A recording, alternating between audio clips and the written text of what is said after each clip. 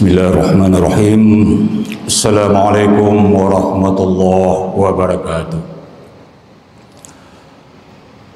Alhamdulillahillazi khalaqas samawati wal ardh wa ma bainahuma fi sittati ayyam. Asyhadu an la ilaha illallah wahdahu la syarika lahu lahul mulku wa lahul hamd. Yuhyi wa yumiitu wa huwa ala kulli syai'in qadir. Asyhadu anna Muhammadan abduhu wa rasuluh sayyidul anbiya'i wal mursalin wa khataman nabiyyin sallallahu alaihi wasallam la nabiyya ba'dah. Allahumma shalli wa sallim wa barik ala sayyidina wa habibina wa maulana Muhammad wa ala alihi wa ashabihi Abi Bakrin wa Umar wa Utsman wa Ali wa tabi'in wa tabi'ut tabi'in wa man jahada fi sabilillah wa man tabi'ahum bi ihsan ila yaumil qiyamah ma ba'du. Rabbi shrah li sadri wa yassir li amri wa hlul 'uqdatam min lisani yafqahu qawli. Rabbi zidni ilma warzuqni fahma bi rahmatika ya arhamar rahimin. Bapak-bapak dan ibu-ibu, saudara-saudara jamaah zuhur rahimakumullah. Tema kultum kita pada siang hari ini diberi tema kaya dan miskin adalah ujian. Allah Subhanahu wa taala ketika menciptakan makhluk maka juga menciptakan rezeki. Kalau ada 7 miliar manusia hari ini di dunia, maka rezeki juga 7 miliar. Mustahil Allah ciptakan makhluk tapi Allah tidak ciptakan rezeki. Ini mustahil bagi Allah Subhanahu wa taala. Oleh sebab itu Allah Subhanahu wa taala dalam surat ke-11 surat Hud ayat 6 berfirman, "Wa ma min dabbatin fil ardi illa 'alallahi rizquha." Dan binatang melata pun kami berikan rezekinya, kami jamin rezekinya. Semut yang hitam yang berjalan di atas batu yang hitam di malam yang kelam, tidak lupa Allah Subhanahu wa taala menjamin rezekinya. Rezeki ini diciptakan oleh Allah cukup untuk seluruh makhluk. Maka bumi ini diciptakan oleh Allah 2/3 adalah lautan untuk menjamin stok agar ikan itu banyak. 2/3 daratan adalah hutan untuk menjamin bahwa oksigen ini cukup bagi seluruh makhluk. Hanya saja sidang jemaah rahimakumullah, rezeki yang tadi banyak tadi tidak dibagi rata oleh Allah Subhanahu wa taala. Melainkan Allah berkehendak ada hambanya yang rezekinya dilapangkan dan ada yang rezekinya disempitkan oleh Allah Subhanahu wa taala. Sebagaimana firman Allah Subhanahu wa taala dalam surat Al-Isra surah ke-17 ayat 30, "Innallaha yabsutur rizqa liman yasha' wa yaqdir." Sesungguhnya Allah melapangkan rezeki kepada siapa yang dikehendaki dan menyempitkan kepada siapa yang dikehendaki. Artinya sidang jemaah rahimakumullah, di antara kita akan ada yang kaya dan ada yang miskin sampai hari kiamat. Kaya dan miskin ini adalah skenario Allah Subhanahu wa taala. Kalau orang dibuat kaya semua, katakanlah di satu komplek orang semua kaya raya,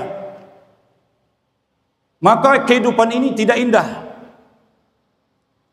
Misalnya kita kaya raya, kita membawa mobil, lalu mobil kita ini bocor ban. Karena tidak ada orang miskin, maka kita tambal sendiri. Sampah banyak di rumah, orang kaya semua, tidak ada tukang sampah. Maka orang kaya ini pasti butuh dengan orang miskin. Begitu juga orang miskin, dia butuh dengan orang kaya. Inilah skenario dari Allah Subhanahu wa taala yang harus kita terima pada hari ini. Selanjutnya sidang jamaah rahimakumullah, kalau kita perhatikan harta yang diberikan Allah Subhanahu wa taala kepada orang-orang kaya di dunia ini, kalau dijumlahkan harta mereka itu mencukupi untuk seluruh manusia. Hanya saja ada orang hari ini yang memiliki harta itu berlebihan. Contoh jemaah yang mulia, ada orang kaya di dunia, orang yang paling kaya di dunia hari ini namanya Elon Musk. Elon Musk ini diberi kekayaan oleh Allah 3.102 triliun hanya untuk Elon Musk. Sedangkan APBN kita satu tahun itu 3.600 triliun. Artinya apa Pak? Kekayaan satu orang menyamai APBN suatu negara. Jadi ini dalam Islam bukan masalah sumber dayanya yang kurang, bukan hartanya yang kurang, tapi bagaimana cara mendistribusikan harta itu yang paling penting. Kita lihat lagi di Indonesia. Orang kaya di Indonesia, contohnya Budi Hartono dan Mikhail Hartono, itu menguasai 802 triliun. Prayogo Pangestu 898 triliun. Wijaya 300 triliun. Salim Group 204 triliun. Kalau dikumpulkan kekayaan 5 orang kaya Indonesia, ini sama dengan 2.600 triliun. Sidang jemaah. Jadi bukan hartanya yang kurang, tapi bagaimana caranya kita untuk mendistribusikan harta. Makanya kajian distribusi dalam Islam ini sangat penting. Selanjutnya sidang jemaah rahimakumullah, bahwa harta di dalam Islam ini hanyalah ujian saja. Allah Subhanahu wa taala berfirman, "Innama amwalukum wa auladukum fitnah." Sesungguhnya hartamu, anak-anakmu hanya ujian saja. Di surat Taghabun, surah ke-64 ayat 15. Bahwasanya kita hidup ini akan datang masa diuji dengan kekayaan, dan ada satu masa kita akan diuji dengan kemiskinan. Dua-duanya ujian saja. Allah Subhanahu wa taala ingin melihat apakah ketika diberi kita kekayaan kita taat kepada Allah. Sebaliknya apabila kita diberi kesulitan oleh Allah, kita juga taat kepada Allah Subhanahu wa taala. Contoh orang yang sukses diberi kekayaan, pertama adalah Abu Bakar As-Siddiq radhiyallahu anhu. Abu Bakar As-Siddiq radhiyallahu anhu ketika baru masuk Islam, kekayaan Abu Bakar ini adalah 40.000 dinar. 40.000 dinar kekayaan Abu Bakar ketika baru masuk Islam. Sekarang satu dinar kurang lebih 7 juta rupiah. Jadi kalau dikalikan 40.000 dinar kekayaan Abu Bakar, itu uang cashnya baru sekitar 280 miliar. Itu uang cashnya Abu Bakar ketika baru masuk Islam. Lalu uang ini dihabiskan bersama Rasulullah SAW, berjuang di Makkah sampai beliau hijrah ke Madinah. Beliau memiliki kekayaan, tinggallah 500 dirham saja. 500 dirham, 1 dirham 100.000, kurang lebih tinggallah kekayaannya 500 juta. Sampai beliau hijrah. Setelah hijrah berjuang lagi sampai beliau menjadi khalifah di Madinah. Beliau wafat 634 Masehi. Ketika beliau wafat diperiksa lagi Baitul Mal atau kantong-kantong yang ada di Abu Bakar itu diperiksa. Ternyata sidang jamaah, ketika Abu Bakar As-Siddiq radhiyallahu an wafat, beliau hanya menyisakan 1 buah koin dirham. Tidak ada kekayaan lain yang dimiliki oleh Abu Bakar ketika wafat selain 1 dirham. Selebihnya sudah diberikan di jalan Allah Subhanahu wa taala. Inilah orang yang sukses diberi kekayaan oleh Allah Subhanahu wa taala. Ada juga orang yang miskin tapi sukses. Namanya Bilal bin Rabah Al-Habsyi radhiyallahu anhu. Bilal ini keturunan budak. Tidak sekolah tinggi, tidak S1, S2, apalagi S3. Hidup miskin, susah. Tapi Bilal ini termasuk orang sukses, kata Nabi SAW. Karena Nabi berkata, "Ya Bilal, apa amalan yang membuat aku mendengar suara telapak kakimu di sorga? Aku mendengar suara telapak sendalmu di sorga." Kata Bilal, "Ya Rasulullah, aku setiap salat selesai berwudu, aku salat 2 rakaat." Jadi Bilal ini walaupun miskin serjamaah, dia sukses. Sukses karena selalu taat dalam kemiskinannya. Dan sebelum beliau wafat, beliau diberi hadiah oleh Allah Subhanahu wa taala, yaitu menjadi gubernur di Damaskus di Syria. Ini orang miskin yang sukses.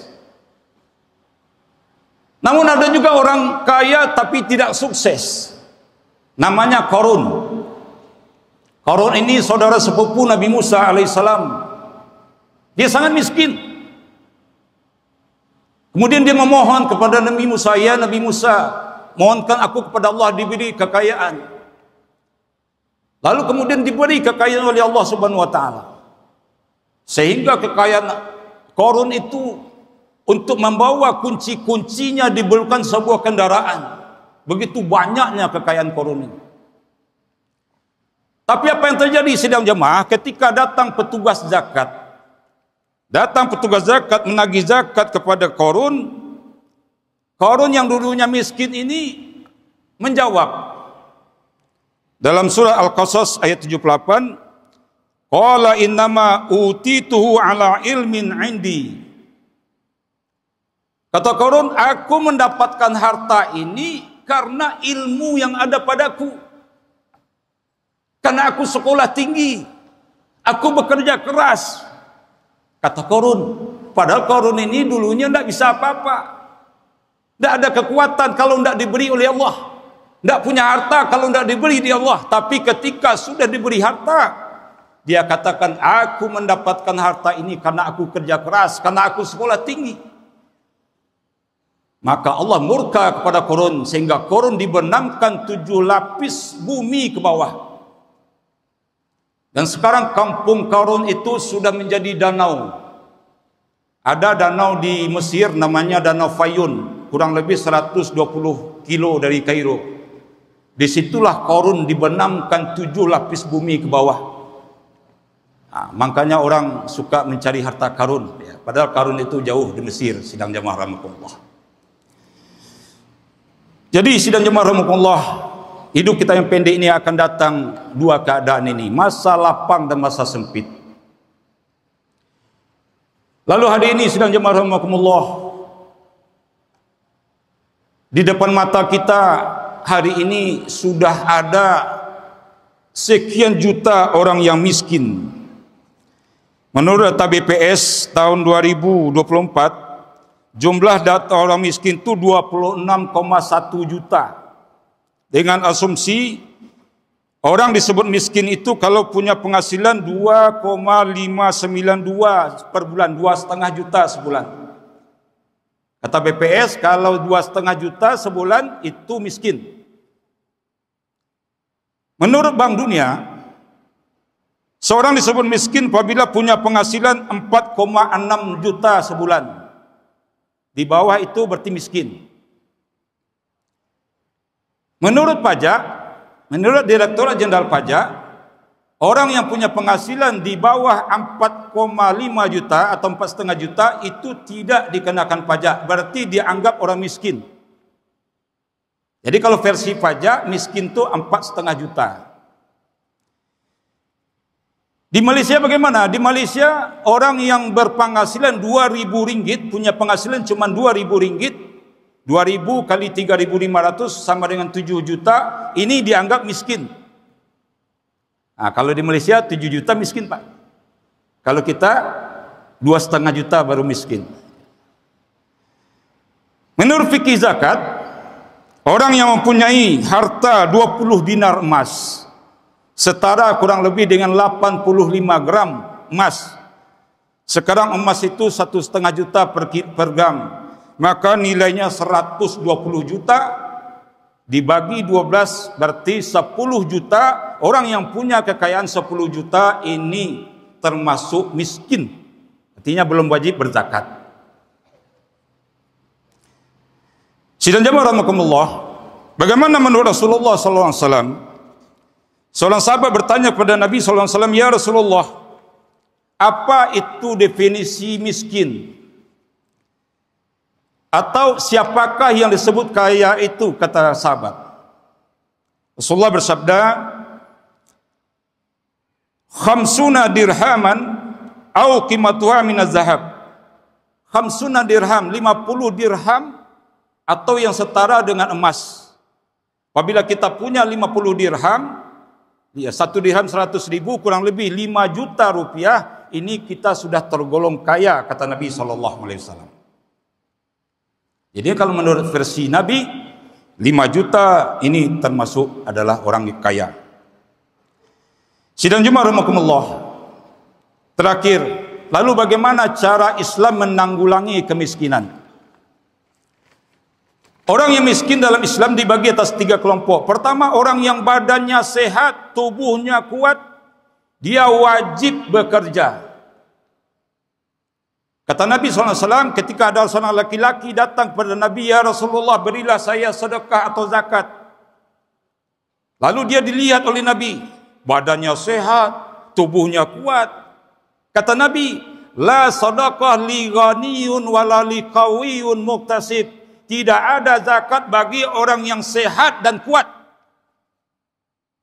Tangan di atas lebih baik daripada tangan di bawah. Kamu pergi ke hutan mencari kayu bakar, kamu bawa dengan punggungmu, lalu kamu jual ke pasar, itu jauh lebih baik daripada kamu meminta-minta. Jadi sidang Jumat, kalau kita ni kuat, haram itu meminta-minta, haram. Ini menghinakan diri kita sebagai orang Islam. Haram meminta-minta bagi yang sehat dan kuat. Maka di lampu merah kalau saya lihat kalau badannya sehat, dia tidak berhak diberi zakat. Yang kedua, ada orang miskin, badannya tidak kuat, tapi dia punya sanak saudara, punya karib kerabat. Bagi orang yang punya karib kerabat, dia miskin, maka perintah Allah beri mereka itu infak. Kata Allah Subhanahu wa taala, "Yas'alunaka madza yunfikun, qul ma anfaqtum fi khairin." Apa-apa yang harus kamu infakkan dari yang baik-baik, pertama fabil walidain, ibu dan bapak wajib diberi infak oleh anaknya.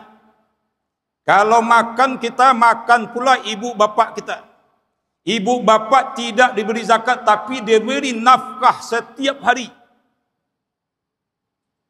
Setelah itu wal akrabin, karib kerabat, kakak kita, adik kita yang dekat dengan kita diberi infak, belanja nafkah. Yang ketiga, anak yatim wal yatama. Anak yatim tidak diberi zakat, tapi diberi infak setiap hari, setiap pekan. Ini wilayah infak bagi yang masih memiliki karib kerabat. Maka dalam Islam ditanya, Pak, kalau bahasa Minang, kalau ada orang hari ini terlantar ditanya, ini anak siapa? Ini kemenakan siapa? Ini datuknya siapa? Ini suku siapa? Karena harus kerabat dulu yang menyelesaikan dengan infak. Yang terakhir, kalau orang hari ini miskin, tapi itu tidak punya karib kerabat, maka diperintahkan oleh Allah, khuz min amwalihim sadaqah. Ambil dari harta mereka itu zakat. Tutahhiruhum, untuk membersihkan mereka, membersihkan harta mereka dari hak orang lain yang menempel pada harta itu 2,5%. 2,5% itu adalah kotoran. Kalau 2,5% tidak kita keluarkan, dia akan memakan yang 97,5%. Kalau zakat tidak dikeluarkan, akan datang bala, akan datang rumah kebakaran, datang musibah karena zakat tidak dikeluarkan. Kata Nabi, hilangkan bencana dengan zakat, hilangkan sial dengan sedekah. 1.100 ini sedekah untuk menghilangkan sial, tapi zakat untuk menghilangkan bencana. Oleh sebab itu, sidang jamaah rahimakumullah, pada bulan Ramadan yang mulia ini, timing yang tepat bagi kita untuk mengaudit, memeriksa seluruh kekayaan kita, dan saat yang tepat hari ini kita keluarkan zakat, kita keluarkan infak, sehingga kita betul-betul bersih. Idul Fitri, bersih, kembali suci sebagaimana kamu dilahirkan oleh ibumu. Fa'tabiru ya ulil absar la'allakum turhamun. Subhanakallahumma wa bihamdika asyhadu an la ilaha illa anta astaghfiruka wa atubu ilaik. Assalamualaikum warahmatullahi wabarakatuh.